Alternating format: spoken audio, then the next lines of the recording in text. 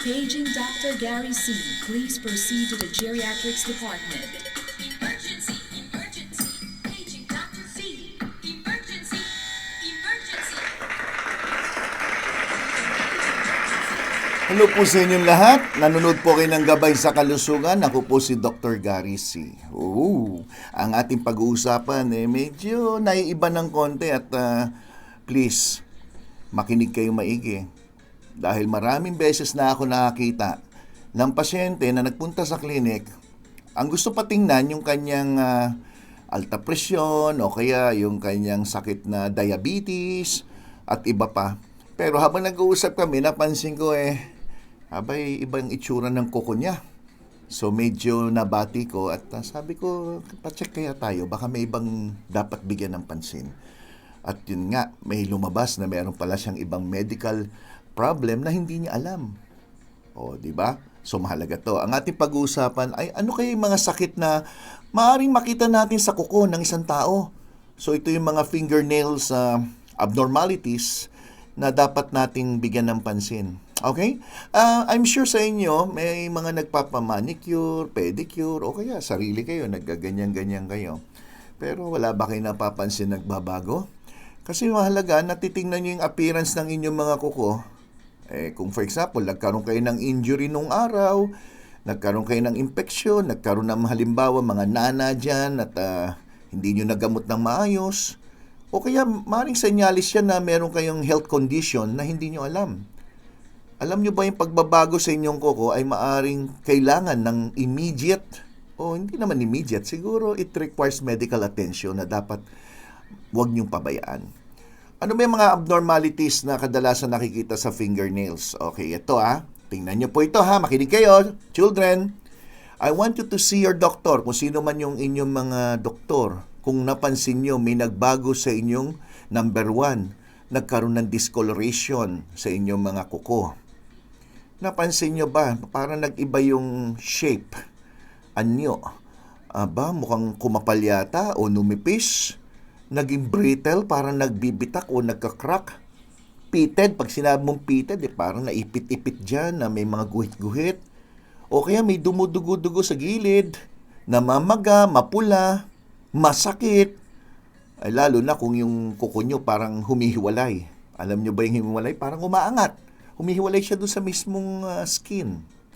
At hindi lang yan, pag pinag-usapan natin yan, kadalasan sa kulay pa lang, baka may idea na kayo na may sakit ang isang pasyente. So ito kulay, tingnan natin. Children, tingnan nyo yung mga kuko nyo. Baka madilim dyan, buksan nyo yung ilaw, maglagay ka ng flashlight dyan. Okay. Pag napansin nyo na may pagbabago sa kulay ng inyong kuko, tulad ng, maputla. So siguro alam ng lahat no na maputla to, baka may anemia. Posible. So ano gagawin? Di magpa-check tayo ng CBC, kasama na dun yung mga hemoglobin, red blood cell. Number 2, napansin nyo, yung kalahati medyo pink, yung kabila naman parang medyo puti-puti, yung hap-hap. Yan yung hap-hap. Kadalasan baka may kidney problem, baka mataas ang creatinine yan. Naninilaw, hindi naman hepatitis naninilaw yung kuko. Baka lung disease. O kaya may nail infection. Okay, napansin nyo, dusky red. Parang half moon na kalahating buwan na mapula-pula ng konti. Baka lupus pala yan, Isipin mo ba, ganun lang sa kuko lang, lupus, heart disease. Yung mga may alopecia areata, yung mga medyo nakakalbo, ganyan din, arthritis, saka yung mga problema sa balat, dermatomyositis na tinatawag. Yan yung mga mailan-ilan. Sa itsura naman ng kuko, eto na. Mayroon kang napansin na boost line. Ito, yung tingnan niyo yung kuko nyo, may parang linya nandun sa may gitna. Pag meron kang ganito tinatawag na boost line, meron kang depression na mapapansin na parang nakalubog na pahalang across ng fingernails nyo, no? It's a sign of malnourishment. Kulang ka sa sapat na nutrition. Baka sasabihin naman ng iba, kaya taba-taba ko paano ako naging malnourished? Pag sinabing malnourished po, ibig sabihin, hindi payat o mataba. Meron pong mataba na malnourished. Oy. Pag sinabing malnourished, wala sa sapat na balanse ang inyong nutrition o sustansya sa katawan. Yan. Yan ay kadalasan isang kondisyon na nakikita sa mga tao na may mataas na lagnat, yung mga nagkaroon ng measles, mumps, scarlet fever, peripheral vascular disease, yung mga maliliit, mapinong ugat na maliliit sa inyong mga daliri. Isang magandang halimbawa dyan, yung mga tinatawag na may Reynolds phenomenon, Berger's disease. Ito yung mga maliliit na ugat o daloy ng dugo papunta sa daliri na apektuhan. Kadalasan sa mga naninigarilyo. Yan. Pneumonia. Pwede rin uncontrolled diabetes. O yan ha, may idea na kayo. Tingnan nyo, mga diabetic na nanonood ngayon, pakitingnan nyo lang yung daliri nyo. O kaya zinc deficiency. Okay, kung zinc deficiency, kaya lang yan. Mabilis lang ayusin yan. Ito pa, nakakita na ba kayo na tinatawag na clubbing? Clubbing, hindi nightclub ha. Clubbing parang napansin nyo, nakaumbok yung kuko. Yan, clubbing. Ganito po yan di ba? Gawin nyo po itong gagawin ko ha. Yung dalawang kuko nyo sa kanan at kaliwa, pag pinagdikit nyo, makikita nyo may space dyan sa gitna. May space. Yun, maliit na butas yan na yan. Ayan, nasisilip kita. Ayan, nanonood kayo sa akin, nasisilip ko yan. Okay. Pag nawala yan, nakaumbok yung dalawa, nagdikit, clubbing na yan. So pag clubbing, ito naman ang problema, kumapal. Napansin nyo, yung nails nyo thicken at kumurba papunta sa inyong fingertips.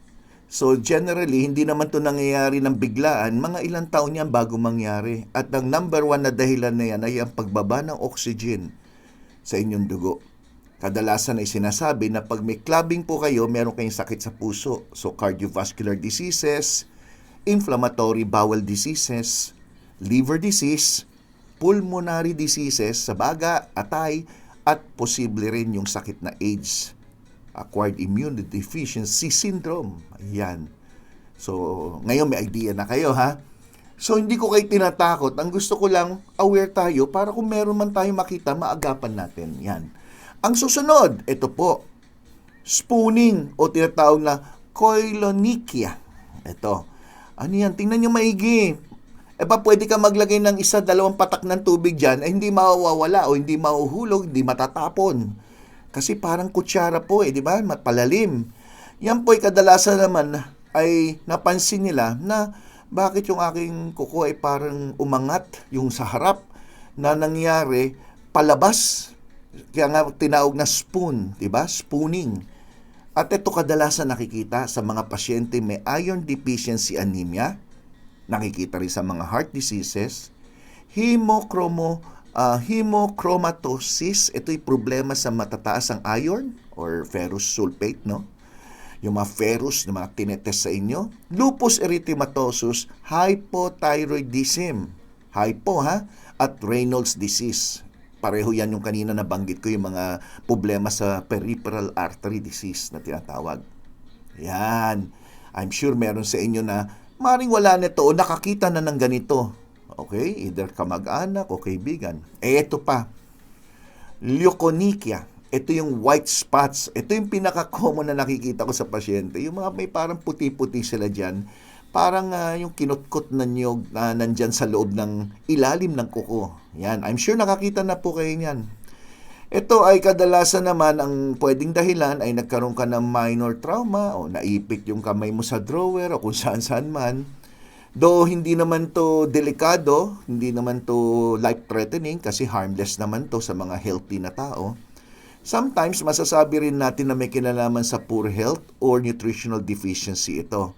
Ang number one na sinasabing dahilan ay mababa din yung zinc or yung ZINC. So, madali lang solusyon yan. Usually, bigyan mo lang ng mga pagkain na mayaman sa zinc o yung mga supplements na mga tablet or capsule na may zinc.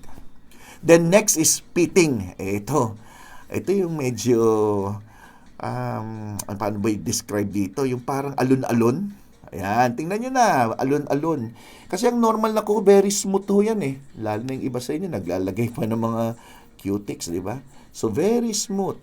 So, itong pitting, mapapansin nyo, pag hinawakan nyo, pag kinapa nyo, hindi siya smooth, para siyang alon-alon na may palubog, paangat, lubog, angat, ganyan. So, itong fitting, yung mga small depression or small pits na tinatawag sa inyong nails, ay common naman to sa mga problema na may kinalaman sa balat o yung tinatawag na psoriasis.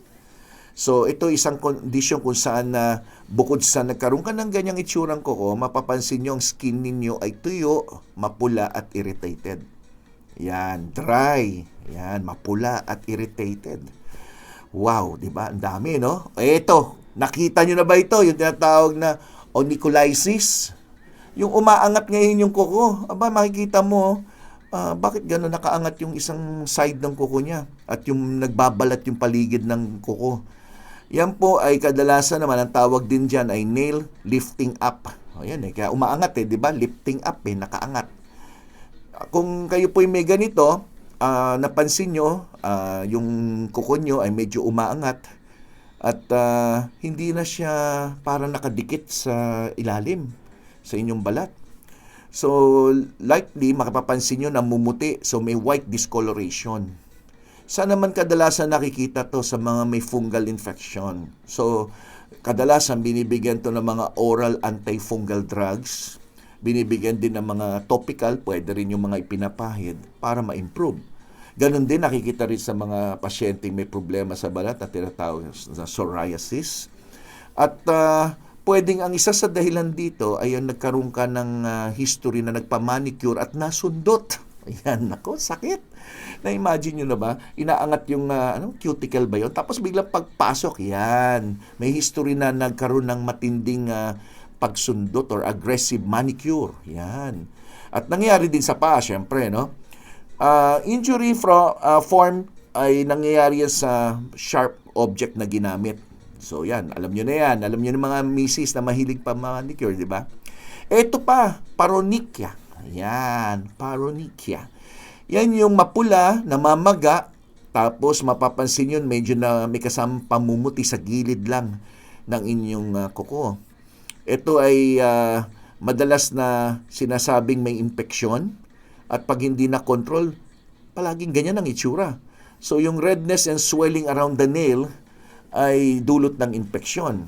Kailangan makita kagad to ng doktor habang maaga dahil pag hindi nyo na-treat ng tama to, magkakaproblema tayo. Merong iba dyan na kailangan i-amputate o putulan.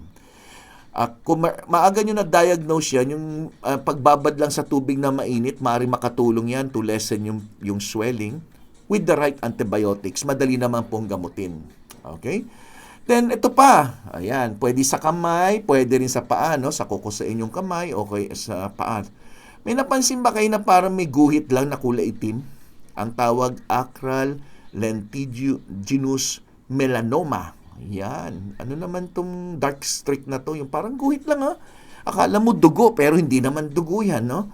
Yung melanoma, parang sinasabi, mga melanin, pigment, okay? Yan, mga dark streak na yan na nakikita sa kamay o sa paa ay kadalasan kailangan nyo magpatingin sa dermatologist to check kung meron kayong skin cancer. Yan.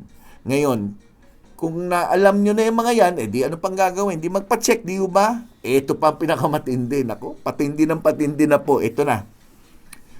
Ay, nako, tingnan nyo po. Ay, ano ang pangalan lang, napakahirap Onychographlosis. Yan ang basa dyan, ha? Onychographlosis. Yan. Tingnan mo yung kuko. Naku po. Na-imagine ko na pag ganyan wala nang solusyon kundi tanggalin na yung buong kuko. Ang tawag din dyan ay ramhorn snail. Ang kapal-kapal ng kuko. Nag-overgrow. Saan ka na makakita na ang tubo niya sobra-sobrang bilis. So ito, kadalasan it runs in the family. Unfortunately, maski na ito ay bunutin, so kasi merong mga procedure na tinatanggal yung kuko, pero maski bunutin po to tanggalin, tutubo ganyan pa rin. So nasa pamilya na yan, wala tayong magagawa. Yung dilaw naman po yung nakikita nyo sa ilalim. Ilalim ng kuko, napansin nyo, dilaw. Kuko lang hindi po yung kamay. Kasi pag hepatitis, naninilaw. Kamay, balat, di ba? Mukha, mata, di ba? Ito hindi, kuko lang. Ang tawag, yellow nail syndrome. O yan, di ba? Pero interesting na kung kayo talaga nakikinig, kung pinapanood yung buto, meron palang ganun. Ito, nakikita nyo yung naninilaw na to. Ang isa sa dahilan dito, maniwala ba kayo? Yung mga sobrang paggamit ng mga red nail polish na wala kayong ginagamit na parang coating na protection sa inyong kuko. At sa kasisigarilyo, pwede kayong magkaroon ng yellow nails. So, yan na masakit. So now na alam nyo na, sana tigilan nyo na yan, ha? Pwedeng symptoms po ito ng lung disease, rheumatoid arthritis, ang pagkakaroon ng yellow nails. Yan. Ang tanong, paano natin alagaan ang ating kuko? Paano nga ba? Di syempre, number 1, iwasan nyo po yung mga biting. Naku, marami ako nakita mga matatanda na pag nininervyos, kinakagat yung kuko. Yan. Yung bite o pagkakaroon ng tear sa inyong kuko, yung paghila-hila, pwedeng magka-problema kayo dyan balang araw. Yung paggamit ng mga, madalas gumagamit ng nail clippers, yung trimming, ingatan nyo po, ha? Kailangan yung nail nyo, basahin nyo muna. Kasi pag basa malambot, mas maiwasan nyo po yung injury. Yan siguro dahil kung bakit linulublob mo na yung mga daliri nyo sa warm water, di ba? Para lumambot ng konti. Then, pag kayo, keep your nails dry and clean to avoid magkaroon ng mga infeksyon. Using sharp manicure scissor, trims, nails, lahat yan, ayusin nyo yung paggupit nyo. Straight lang. Iwasan nyo na yung mga dulo-dulo na susundot-sundutin, lalo na kung diabetic po kayo. Okay? I hope makatulong po yung mga sinabi ko at sa mga hindi pa nakasubscribe, huwag nyo kalimutan, Gabay sa Kalusugan, Dr. Gary C. Mag-subscribe, invite your friends to join us here at my channel. At the same time, huwag nyo kalimutan mag-thumbs up kung nagustuhan nyo po itong lecture. At yung iHeart GSK as a sign of your love and support, pakilagay nyo lang po dyan sa ilalim sa ating comment section. Okay? Ako po si Dr. Gary C. Thank you for watching. Sa susunod, kita-kits tayo dito lang sa Gabay sa Kalusugan. Bye-bye!